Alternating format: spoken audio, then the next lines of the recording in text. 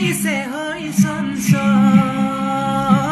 বতাহেও কৰে আপোন পাবলৈ কাষত হিয়াজুৰ পৰা কয় হিয়াজুৰ পৰা